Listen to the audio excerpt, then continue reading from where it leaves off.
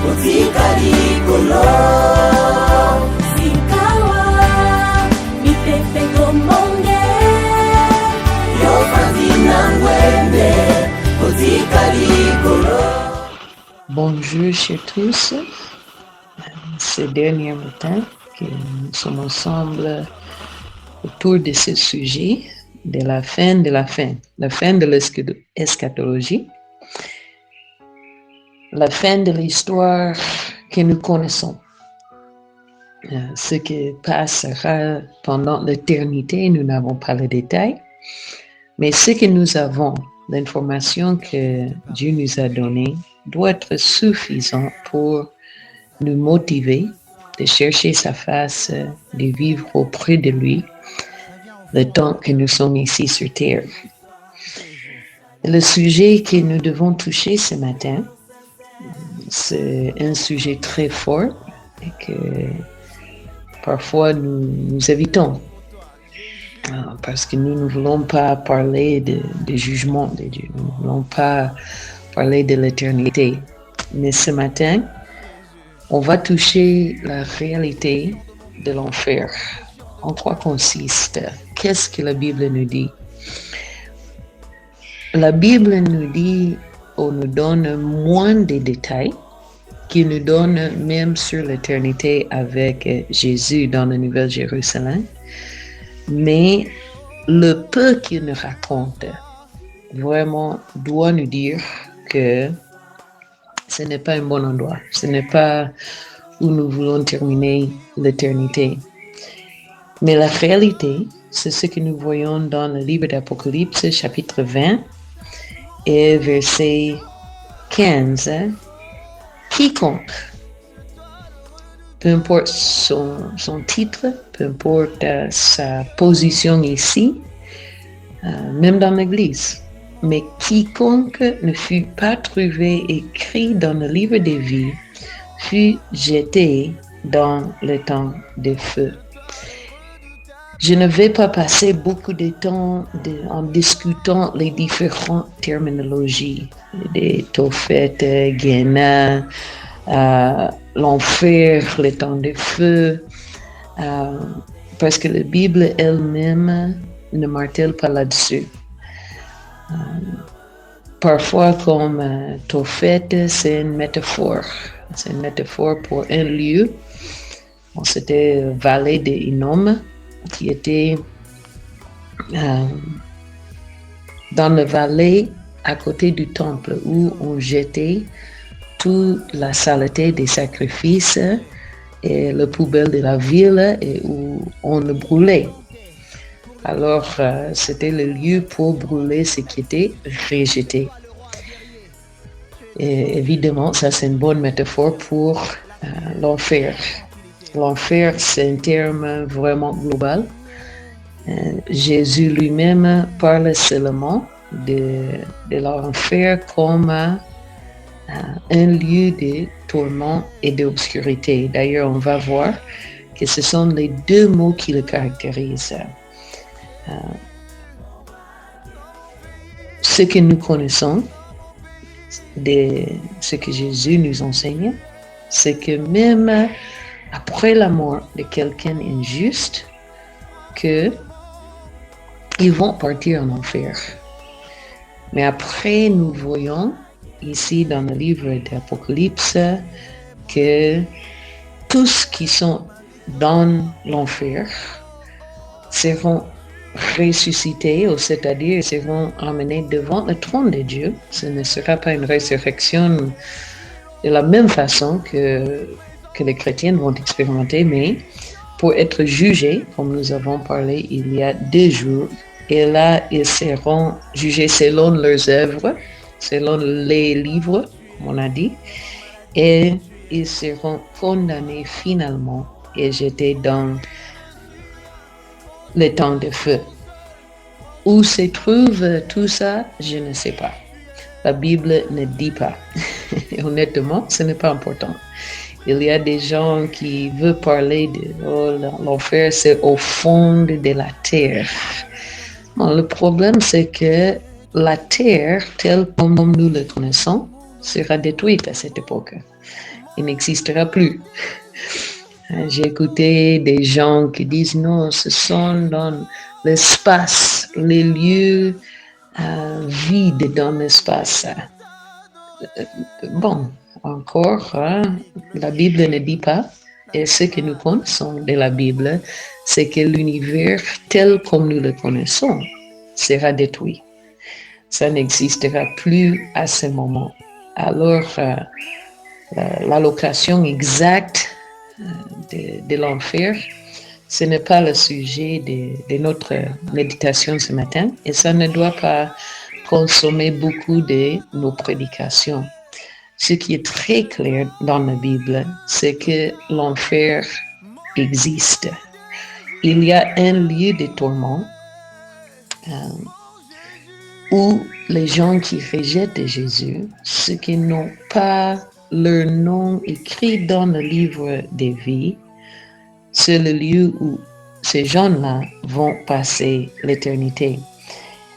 J'aimerais considérer une parabole, je vais vous recommander une autre, mais on va considérer une parabole pour regarder les descriptions que Jésus lui-même nous donne de ce lieu et aussi pour renforcer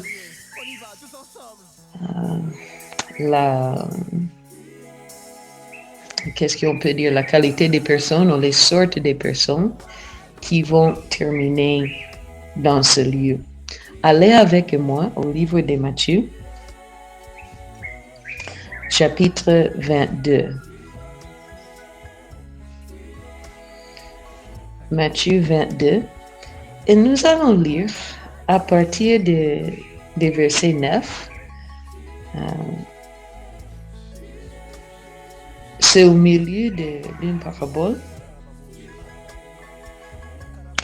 Et dans la parabole, Jésus est en train de parler particulièrement contre les pharisiens, ce que je trouve très intéressant, mais qui l'ont rejeté. Ceux qui ont rejeté sa personne. Et bon, on va remonter un peu.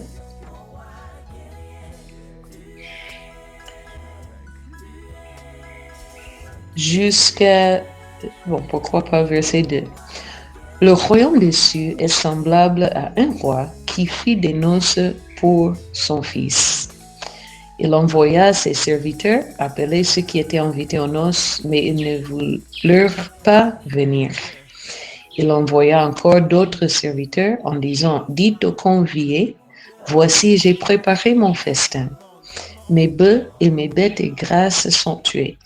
Tout est prêt, venez aux noces.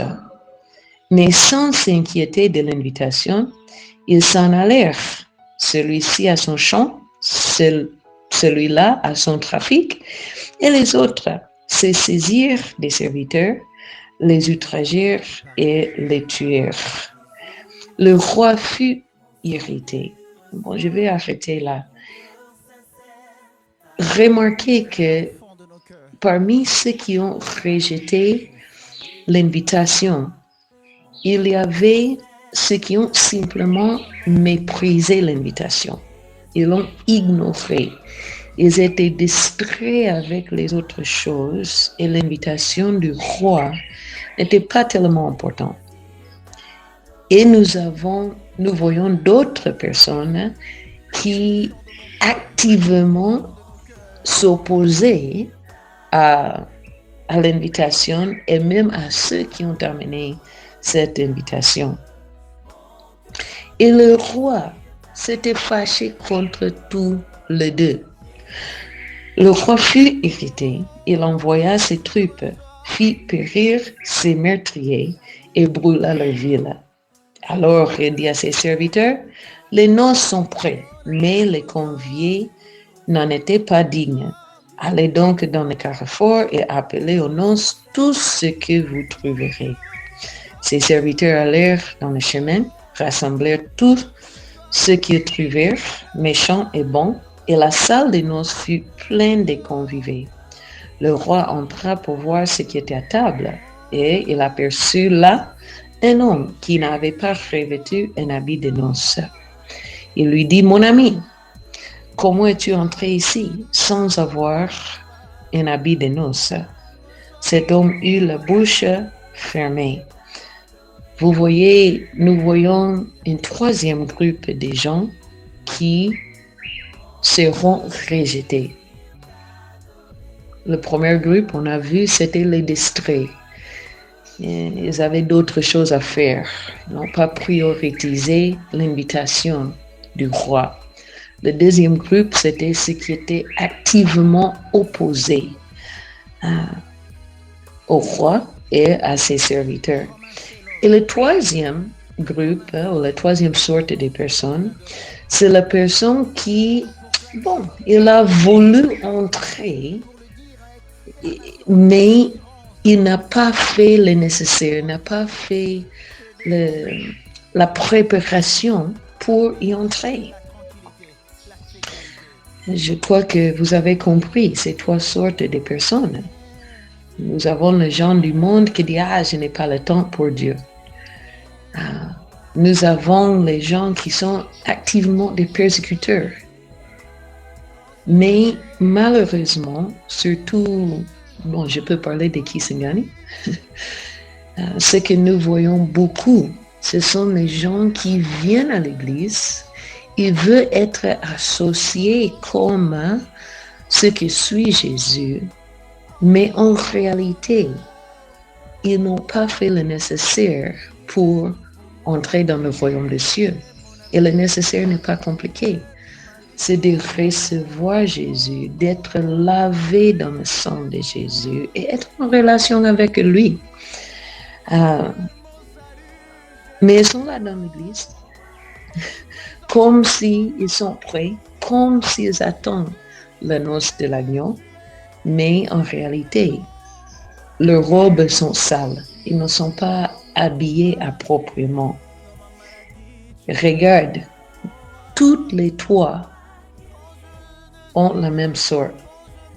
Alors le roi dit au serviteur, liez-lui des pieds et des mains et jetez-les dans les ténèbres du dehors, où il y aura des pleurs et des grincements des dents, car il y a beaucoup d'appelés.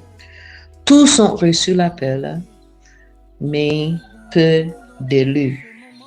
Et les élus, bien sûr, sont ceux qui ont répondu, ceux qui ont accepté l'invitation et ils ont fait le nécessaire pour préparer. Alors, nous avons vu les trois sortes de personnes. Tous les trois n'ont pas leur nom dans le livre de vie, mais nous voyons aussi deux indications des descriptions. Un, la Bible parle que ce lieu sera un lieu de ténèbres. Parce que Dieu est lumière. Et dans l'absence de Dieu, bien sûr, je comprends que Dieu est omniprésent et tout ça, mais il n'y aura pas la manifestation de sa présence. Ils seront éternellement séparés de la présence de Dieu. La présence de celui qu'ils ont soit méprisé, soit opposé directement, ou soit qu'ils ont voulu être dans sa présence, mais finalement, rien. Ils n'étaient pas préparés. La deuxième chose que nous voyons, c'est que ce lieu, par rapport à la description, ça sera un lieu de tourment, des grincements des dents, un lieu de remords, un lieu où on ne sera pas à l'aise pour toute l'éternité. Nous voyons ces mêmes éléments dans le livre de Luc, chapitre 13.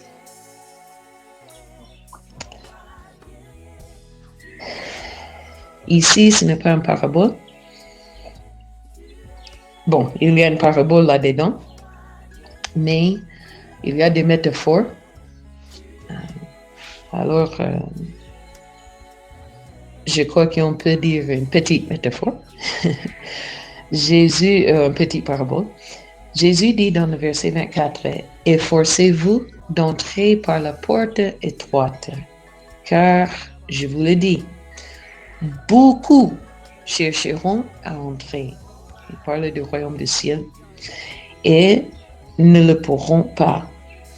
Quand le maître de la maison se sera levé, il aura fermé la porte, et que vous, étant dehors, vous commencerez à frapper la porte en disant, « Seigneur, Seigneur, ouvre-nous. » Il vous répondra, « Je ne sais d'où vous êtes. » C'est vraiment pareil au passage qu'on a lu avant-hier, quand Dieu va dire, « Je ne vous connaissais pas, je ne vous ai jamais connu. Vous êtes qui? Vous venez d'où? » Et regarde le verset 26. « Alors vous vous mettrez à dire, « Mais nous avons mangé et bu devant toi. Nous étions dans l'église, oh. Nous avons chanté, nous avons loué. Nous étions dans les comités de l'église. Tu as enseigné dans nos rues. Nous étions là, Jésus. » C'est le parallèle à cet homme qui est entré dans le festin des noces, mais sans les habits corrects. Mais j'étais là. Et il répondra, « Je vous le dis, je ne sais d'où vous êtes.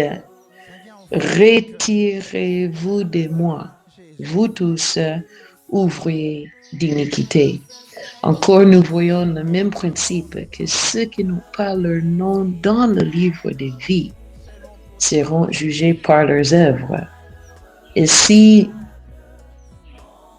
n'importe qui, nous tous, si nous sommes jugés par nos œuvres, la déclaration ne peut être que ouvrier d'iniquité.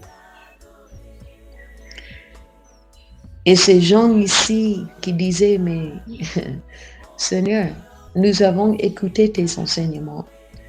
Nous avons mangé et bu à la table avec vous. Nous étions là. » Mais ils n'étaient pas en relation avec Jésus, relation personnelle. Ils seront jetés. Regarde verset 28, c'est là qu'il y aura des pleurs et des grincements des dents. Ça sera même plus terrible quand vous voyez que tous les autres avec qui tu adorais ou tu faisais semblant d'adorer dans l'église, eux vont entrer et toi tu seras dehors. Les gens que vous avez méprisés, les drogadicts, les prostituées, les koulounas, c'est verset 29, eux vont entrer et vous qui étiez les religieux, vous serez là dehors. Encore, nous voyons cet élément de séparation de la présence de Dieu et dans un lieu d'obscurité et de tourment. Mais voici, c'est aussi la bonne nouvelle. Je vais terminer avec ce côté. Et la bonne nouvelle, c'est que le plan de Dieu n'est pas que l'homme termine à l'enfer. Ce n'est pas le désir de Dieu. Rapidement, je veux voir 1 Timothée 2:4. 1 Timothée 2:4. Bon, verset 3. Cela est bon et agréable devant Dieu notre Sauveur, qui veut que tous les hommes soient sauvés et parviennent à la connaissance de la vérité. Pas la connaissance intellectuelle, mais la connaissance d'expérience, la connaissance personnelle, que je connais Jésus, pas seulement que j'ai des informations par rapport à lui, mais j'ai une relation avec lui. Et la volonté de Dieu, c'est que tous les hommes soient sauvés. 2 Pierre 3,9 dit en effet la même chose.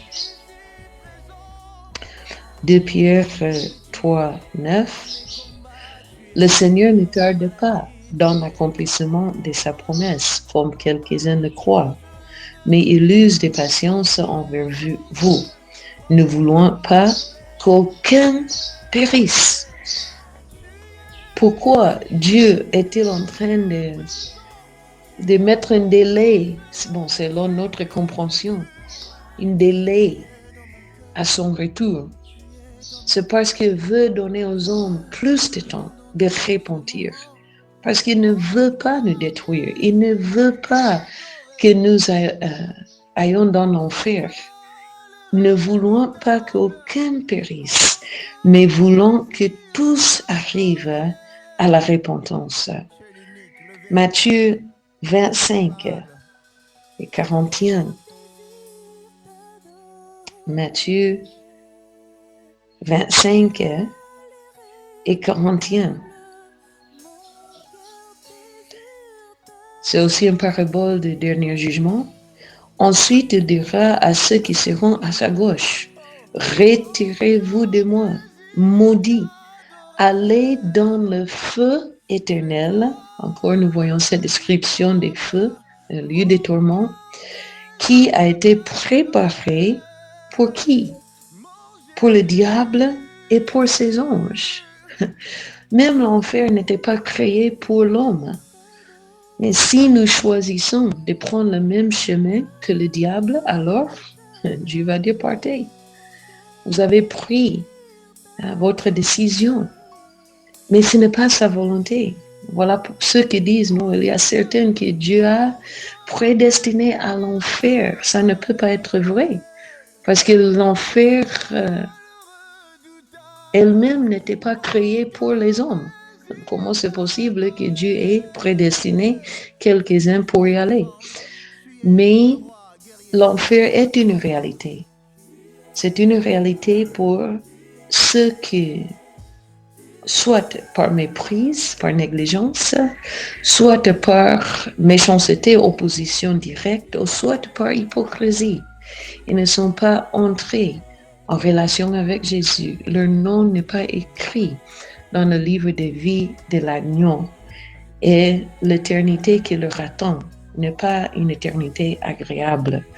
C'est un lieu, on a vu des feux, c'est un lieu d'obscurité, c'est un lieu où la présence manifeste de Dieu ne reviendra jamais. C'est vraiment une triste attente. J'espère que nous prêchons ces messages, que nous n'oublions pas que c'est une réalité. Et la raison pour laquelle je le partage ce matin et nous devons le prêcher dans nos églises, ce n'est pas pour condamner les gens, mais pour leur motiver, de dire la porte est ouverte. Dieu ne veut pas t'envoyer ici, c'est toi-même qui va te condamner. Dieu va simplement lire la condamnation que toi-même tu as écrite. Le Fils de l'homme, bon, je vais clôturer avec ça. Jean chapitre 3, un passage que nous connaissons très bien.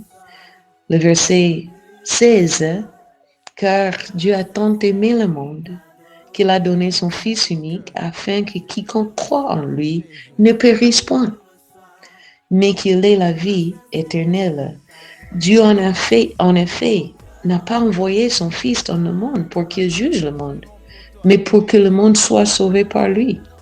Celui qui croit en lui, qui a son nom écrit dans le livre de vie, n'est point jugé.